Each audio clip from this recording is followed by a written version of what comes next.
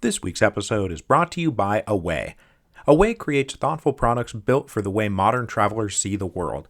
They started with the perfect suitcase, and now they offer a range of essentials, all of which will make your travels more seamless. Our Away bag is great and continues to make our travels more seamless. It's durable and lightweight, and whether we're in airports or train stations, it's easy to maneuver it around. Now, everyone has a unique travel style, which is why Away offers a range of suitcases made of different materials, a variety of colors, and 2 carry-on sizes. So, for whoever you are and whatever you need to pack, Away has luggage that works for how you travel. But whatever you choose, they are thoughtfully designed to last a lifetime with durable exteriors that can withstand even the roughest of baggage handlers. Every Away suitcase comes with an interior organization system that includes a built-in compression pad to help you pack more in, and 4 360-degree spinner wheels guaranteed for the smoothest roll, even through the most hectic of airports or train stations. There's also a 100-day trial on anything Away makes. Take it out with you on the road, live with it, travel with it, get lost with it for 100 days. And if you decide it's not for you, you can return any non-personalized item for a full refund during this period. No ifs, ands, or asterisks. So to get your suitcase and shop other travel essentials, visit awaytravel.com/revolutions20. That again, to get your suitcase and shop other travel essentials, visit awaytravel.com/revolutions20.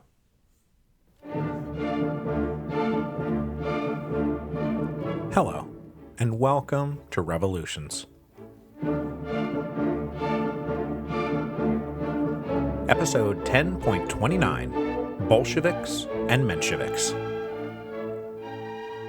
We ended last week with the editorial board of Iskra voting to move their headquarters to Geneva in advance of the Second Party Congress of the Russian Social Democratic Labor Party, which was now scheduled for July 1903. Though there was tension between the old guard of Plekhanov, Zasulich, and Axelrod, and the new guard of Lenin, Martov, and the other guy, they still formed a united front as leaders of the Iskra faction inside the larger social democratic community, and they were all anticipating that the coming Congress would be the moment when their vision for the party became the vision for the party. But right on cue, our old friend the entropy of victory is going to come along and cleave them in twain, resulting in one of the most famous political party splits in history. The prologue to this historic split came just before Iskra moved to Geneva, and the prologue is called the Bauman Affair. The Bauman of the Bauman Affair was Nikolai Bauman, considered by Lenin to be one of his best and most reliable agents supporting Iskra in Russia. But Bauman came with shameful baggage. While serving a term of exile in 1899, Bauman had carried on an affair with a fellow comrade, who was herself the wife of yet another comrade. Once free, Bauman mocked his former mistress and trashed her reputation. The social democratic community was not large, and this trashing of her reputation was traumatizing and humiliating, and she seemed to receive no defense or support from her fellow comrades. So in response, she wrote a letter to the party defending her honor, and then hanged herself. Bauman himself carried on like nothing had happened, but in early 1903, the widowed husband showed up in London asking the members of Iskra, as the most central party organization that currently existed, to do something about it. Here you have one of your agents having cruelly driven another comrade to suicide. Now, it was obvious to Martov and Zasulich and Axelrod that Bauman should be expelled from the party. His heinous cruelty was an ethical breach too great to overlook. Character counted for something. But Lenin disagreed. Strongly disagreed. He refused to allow the board to even officially consider the matter. He said this was all personal business and outside the party's jurisdiction. Besides, Bauman was an exceptional agent, and that was all that mattered. Lenin was so stubborn on this point that nothing was ultimately done. The board never officially heard from her husband. Bauman remained in the party and would remain one of Lenin's most loyal agents. By all accounts, the other members of the board were shocked at Lenin's adamant amorality. One of their comrades had killed herself over Bauman's behavior, but somehow they were just supposed to act like the only thing that mattered was how good of an agent he was, while she counted for nothing? How can we let a man like Bauman stay in our ranks? I thought we were the good guys. So the Bauman affair would linger as a dark cloud over all their relations. And from here on out, for example, Vera Zasulich couldn't stand to even be in the same room as Lenin. Now, Lenin and Martov, meanwhile, remain allies for now, but their relationship noticeably cooled, as Martov had now seen a hard part of Lenin's character that Lenin had either not revealed yet, or that Martov had chosen not to see. On the other hand, the Bauman affair brought together Lenin and Plekhanov at a very timely moment. Plekhanov supported Lenin's argument that the revolution is all that mattered, even above personal morality. So this brought together the two alphas who had been competing with each other for control of the board of Iskra, and it brought them into alignment with each other just on the eve of the Second Party Congress. Now, all that said, I don't want to oversell the impact of the Bauman affair. They all still went into the Second Party Congress on the same side, aiming for the same thing: the adoption of what you might call the Iskra Party platform as the official platform of the Russian Social Democratic Labor Party.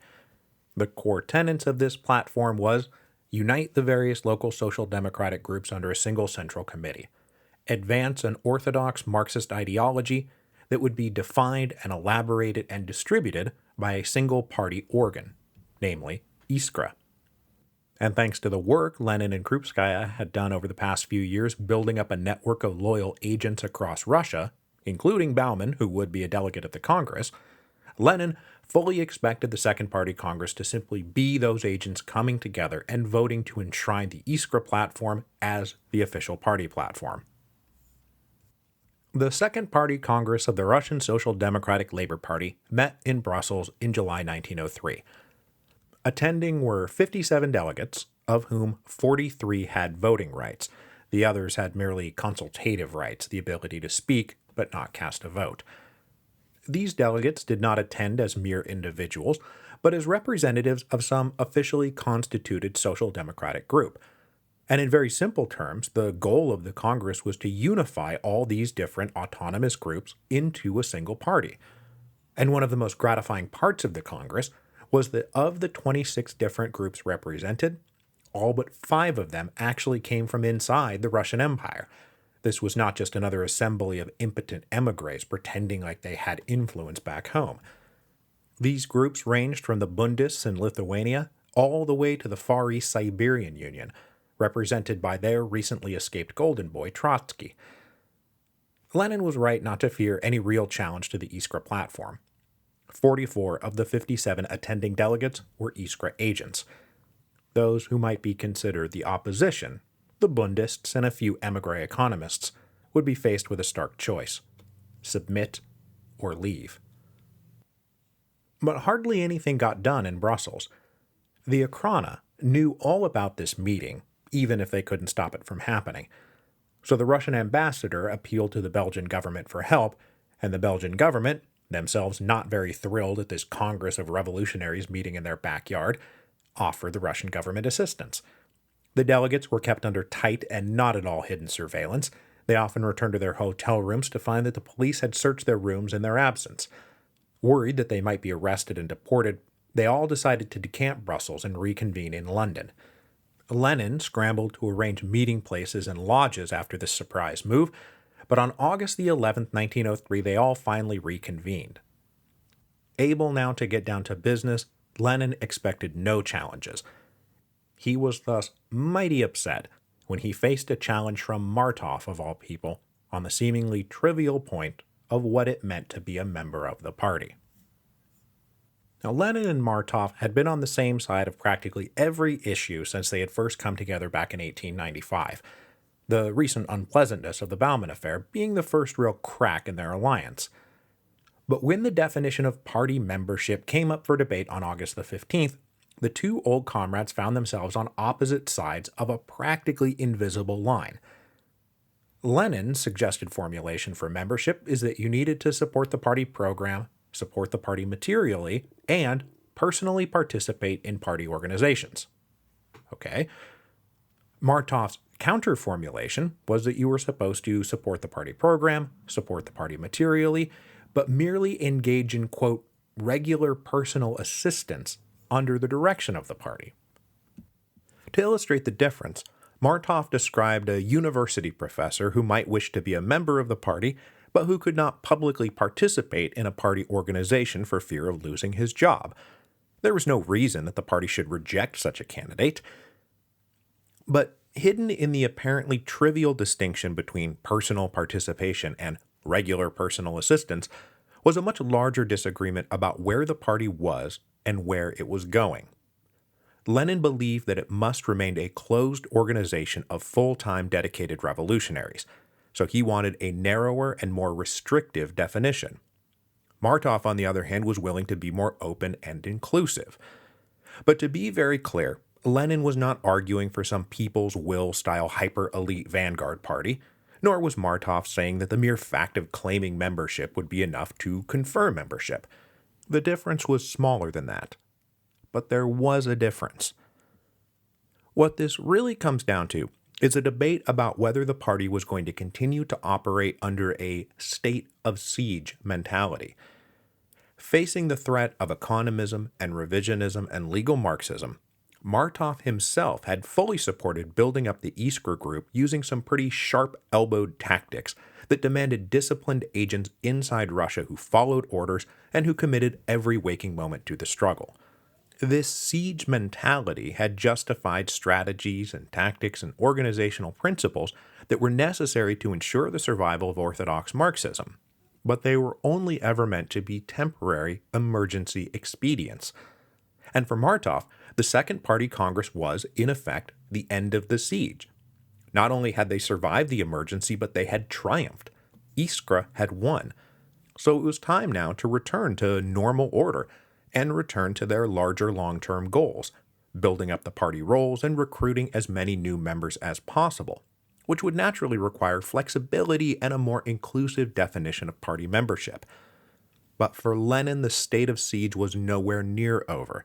It might even, in fact, be a permanent way of life until the revolution was won. The emergency had not ended. The emergency would not end until the revolution was won. So they still needed a ruthless, centrally directed organization of hyper-disciplined full-time agents. Basically, Martov is saying it's time for us to open our hand, and Lenin is saying no, we need to remain a strong fist. That only a strong fist is going to smash the Tsar. So the delegates proceeded to debate the two proposals and take a vote. And much to Lenin's great annoyance, Martov won the point. Martov's open hand beat Lenin's closed fist 28-23. Lenin was doubly furious that aside from Plekhanov, the other members of the Iskra board, as well as everyone's favorite protege Trotsky, voted against him. Now Martov did not realize how pissed Lenin was about losing this vote, because for Lenin there was no problem. They had had a difference of opinion about a point, both of them held their opinions honestly, there had been a debate and then a vote, and Martov had won. That was how it was supposed to work. And certainly Martov did not anticipate that this was the beginning of a larger breach, especially because in the next two big showdowns of the Congress, Martov remained right by Lenin's side as they completed the consolidation of the party under the Iskra platform. And that brings us to the fate of the Bundists, represented at the Congress by 6 delegates, led by Martov's old comrade and mentor, Arkady Kremer. The Bundists put forward a motion to define the Jewish Bund's relationship with the larger party. Specifically, they asked to be recognized as an autonomous subgroup with their own elected central committee. They also sought recognition as the sole representatives of Jewish workers. And much to Kremer's dismay, Martov himself led the charge rejecting the Bund's demands. Martov's point was that they were founding a single party. That was the point. So, despite their honest intentions and obvious organizational success, the Bund could not maintain themselves as some mere federated part of the whole. They either joined the party and submitted to the Central Committee or they did not. And there was a precedent at stake. If the Jews were allowed to have the Bund, then what was to stop the Poles or the Ukrainians or Lutherans or any other subgroup from demanding their own autonomous position? That would defeat the purpose of unification, and they would be right back to being a mere loose federation rather than a single party. Martov also rejected the idea that the party should have to go through the Bund as some kind of cultural intermediary if they wanted to appeal to or recruit Jewish workers. who were, after all, according to Marxist orthodoxy, workers who happened to be Jews, rather than Jews who happened to be workers.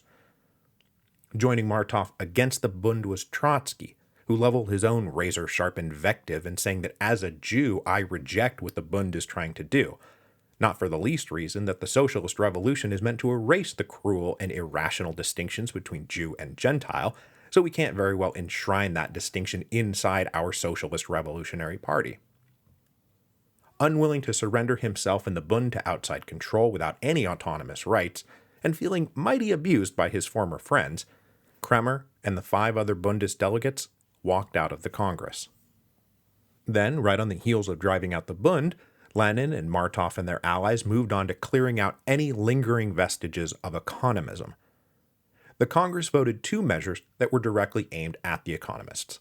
First, they defined Iskra as the sole editorial organ of the party, and second, they voted that there would be one single foreign league for all émigré members of the party. Since there were rival papers and non-Iskra-aligned émigré groups who advocated economism, it was not lost on the 2 economist delegates that these measures were designed to establish unchallenged orthodox supremacy inside the party. So the 2 economist delegates followed the Bundists out the door. And now we come to the real turning point of the Congress. The Bundists and the economists had all voted with Martov on the membership question, and when they walked out the door, they carried Martov's majority with them. As soon as they were gone, Lenin knew that he now controlled a loyal caucus of voters who would vote with him no matter what, and he was not afraid to immediately take advantage of his newfound majority on 2 key issues: the composition of the 3-person Central Committee who would control the party inside Russia, and the composition of the editorial board of Iskra, who would define the ideology and policies of the party. So on the very night after the walkout of the Bundists and the economists, Lenin convened a caucus of his loyal voters where it was agreed that the next day they would elect 3 loyal comrades to the Central Committee and, more provocatively, purge Vera Zasulich, Pavel Axelrod, and the other guy from the board of Iskra. Martov caught wind of this caucus and tried to address the group, but he was denied entry. Having been in lockstep with Lenin every step of the way, Martov was now literally on the outside looking in. The next day, Lenin went ahead with his plan. The proposal to drop Zasulich, Axelrod, and the other guy from the Iskra board triggered shocked commotion. Now, it was presented as a matter of efficiency and more accurately capturing the working reality of the paper. Zasulich and Axelrod in particular did not contribute much to the process of publishing Iskra, which was true. But unceremoniously dumping them like this seemed heartless and disrespectful. Axelrod and Zasulich had been fighting the revolution since Lenin had been in short pants. They had helped found Russian Marxism, and now they were being treated like dead weight to be simply tossed aside. And given the recent personal divisions on the board, it was not hard to take all of this as a power grab by a vengeful Lenin looking to consolidate control over the paper and the party, purging those who stood in his way. Equally shocking to Zasulich and Axelrod was that Plekhanov backed Lenin up. The new board would be composed of just Lenin and Martov and Plekhanov. The delegates who were not in on the plan rose in shocked opposition, but no amount of shouting could change the math of the vote. Lenin had the votes, and the final tally in support of his motion was 25-2, with 17 delegates abstaining in protest. This marks the real epicenter of the split in the party. Now, Martov still had a place on the Iskra board, but in solidarity with his purged friends, announced that he refused to serve. He could not believe the shameful way this had all unfolded. Others, including Trotsky, agreed with Martov. How could Lenin be so callous towards honored comrades? It was disgusting on a personal level. And on a political level, again, it was not hard to see this as Lenin ruthlessly taking control of the party. It was hard to see his intentions in a benign light, that he just wanted to make Iskra function more efficiently, when the actions themselves seemed so overtly malevolent and amoral and vindictive. Especially because at the same time, Lenin's caucus also selected 3 comrades personally loyal to Lenin to serve on the Central Committee. After these final votes, the Congress's official work was done, and they dispersed, And though united on paper and with an organizational structure and leadership committees in place, in reality they were now sharply divided. The entropy of Iskra's victory created two new factions, known forever after as the Bolsheviks and the Mensheviks. These famous party labels come to us thanks to Lenin's adroit understanding of politics. Because Bolshevik basically just means the majority, while Menshevik means the minority. Lenin took his victories at the end of the Congress as an opportunity to label himself and his supporters the Bolsheviks, while labeling Martov and his allies merely the Mensheviks. The great irony, of course, is that Lenin's Bolshevik quote-unquote majority only existed at one very specific moment in time. Setting aside the fact that they only held that majority because the Bundists and the economists had walked out the day before, after reports of the dramatic and acrimonious conclusion to the Congress spread back out to the wider social democratic community, most members of the party tended to side with Martov, Axelrod, Zasulich, and Trotsky. The majority of the party were Mensheviks. And it is one of the great case studies of successful political branding that Lenin managed to get his faction called the Bolsheviks at all, and that Martov and his allies accepted the label Menshevik is generally taken as proof that they were simply not as politically adept as Lenin, which is probably true. In the short term, Lenin's majority was quickly exposed for what it was. The months after the Congress saw the Mensheviks boycotting Iskra and threatening to ignore the Central Committee of the party altogether, challenging their legitimacy on the grounds that they had been put in place by something of a coup staged by Lenin and his cronies. In October of 1903, the Foreign League of the party held its first meeting as the sole émigré wing of the party, and all the émigré leaders were there. This time Martov commanded a majority, and he received plenty of support for his denunciations of Lenin's tactics, behavior, and vision for the party. Plekhanov had come to regret his support for Lenin at the Congress, and he had believed supporting Lenin's hard line would result in a stronger and more unified party, and instead he had badly divided them all. Lenin was now accused of being a Robespierre leading a Jacobin coup. And in November 1903, Plekhanov told Lenin he was going to publicly invite the purged members back onto the board of Iskra. Lenin could either accept the return to the status quo or resign. Recognizing that the bulk of the party members would support Plekhanov, and that the return of these members to the board meant that his position would be nullified, Lenin resigned from Iskra in December 1903. He had done more than anyone to make Iskra what it was, and now he was out. Just a few months earlier, it seemed like Lenin had completed a personal takeover of the party, and now he had no official position or rank to speak of. It was now Lenin's turn to feel angry and aggrieved. He argued, not unjustly, that it was he, not the Mensheviks, who was the victim of a coup.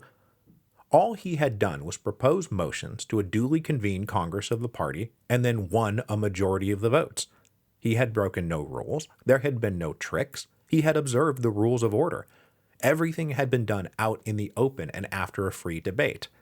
For Martov and the Mensheviks to now insist that all this be undone simply because they didn't like the outcome was ludicrous. The party can't operate like that. And Lenin kind of has a point here. They were accusing him of being authoritarian, when they were the ones trying to go outside the rules to reverse the majority decision of a party Congress. And also, we must note that whatever Lenin's authoritarian instincts may or may not have been at this point, he did not take the opportunity afforded to him by his brief Bolshevik majority to literally expel the Mensheviks from the party for opposing him. So Lenin is basically saying, and I'm paraphrasing here, you accuse me of orchestrating an authoritarian purge. Yet, such a purge never actually took place. All I did was drop the least active members from the editorial board of Iskra and elect some comrades in good standing to serve on the Central Committee. And now you're freaking out and boycotting the Central Committee and Iskra.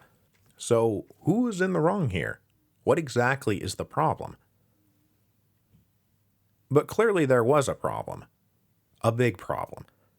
And so we'll wrap up today trying to make some sense of this Bolshevik-Menshevik split. Now, lots of people, then and now, look at all this arguing over membership rules and who sat on an editorial board, and concluded that these are just excuses to cover a naked contest for personal power. That the issues and principles didn't matter. This is just about a fight for who personally controlled what committees. Lenin wanted to be in control. His rivals also wanted to be in control. The exceedingly minor points over which they split prove that this was not about what or why or how, but who. And while this is true, I think it can be taken too far, because there was a difference in principles. Are we inclusive or exclusive, wide or narrow, disciplined or flexible, a party of people or an organization of professionals? Or do we have an open hand or a closed fist? In the months that followed, everybody traded essays in the underground press that elaborated some of these divisions, and Axelrod in particular wrote a long essay about the necessity of transitioning from an intelligentsia-led organization to a proletariat-led party. So there were ideological and organizational principles at stake, at least at the beginning. But the thing is, ideological and organizational principles were not the only principles at play.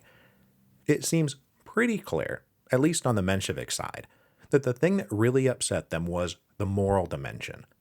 Lenin's unscrupulous ruthlessness offended them. His behavior was callous and churlish, disrespectful, mean, devoid of camaraderie, loyalty, or generosity. In a word, unprincipled. They associated such cruel and ruthless amorality with the despotic czar and the exploitive capitalists. It's why they're the bad guys. They don't care about people, but we do. That's why we're the good guys. And at a minimum, we have to at least care about each other. Character counts for something. Lenin said such sentimentality was a sign of weakness. Well, they disagreed. And how can you really trust Comrade Lenin if you know that he'll chuck you overboard if he thought it would bring the revolution one day closer? Now, of course, we should stop for a moment and ask where Martov's generosity of spirit and loyal camaraderie were when he led the charge purging the Bundists and the economists from the party. But the point is that when they now talked about what had split the Bolsheviks from the Mensheviks, these issues of morality and honor and loyalty were front and center, and those too were principles that were at stake. But there is no denying that in very short order, principles gave way to personalities. Like any feud, the original causes were forgotten in a never-ending cycle of personal slights and insults and attacks. The grudges became personal and deep and bitter. And when you keep driving to the heart of the split between the Bolsheviks and the Mensheviks, what it really comes down to is a simple question. How do you feel about Lenin? If you liked him, you were a Bolshevik. If you didn't like him, you were a Menshevik. And as the insults became personal and petty and vulgar, especially between Lenin and Trotsky, it really didn't matter what they were fighting for. It only mattered who they were fighting against. Lenin and Martov's personal friendship was now over. Their political alliance was at an end. And when Lenin now talked about the enemy, he meant Martov, not the Tsar. So what was this all about? Was it about party principles, moral codes, personal grudges, or just a raw contest for power? The answer is yes, yes, yes, and yes. But though these personal conflicts and bitter grudges kept the feud inside the party permanent, it did not actually break up the party. Everyone spent all of 1904 enmeshed in mutual insult flinging, but everyone still identified as a member of the Russian Social Democratic Labor Party. And this is because, though their differences loomed large under close magnification, with a wider lens, they were all still on the same side, standing opposed to the Tsar, of course, but also against liberals, revisionist Marxists, anarchists, and the neo-Narodist SRs.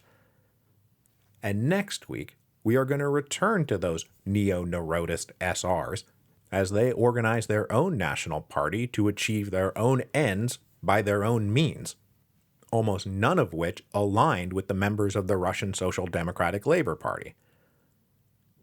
But after this, there won't be any time left to organize. because in February 1904, the Russo-Japanese War is going to get going. And then after that, suddenly, the revolution they had all been waiting for and planning for and organizing for and preparing for their whole lives was at hand.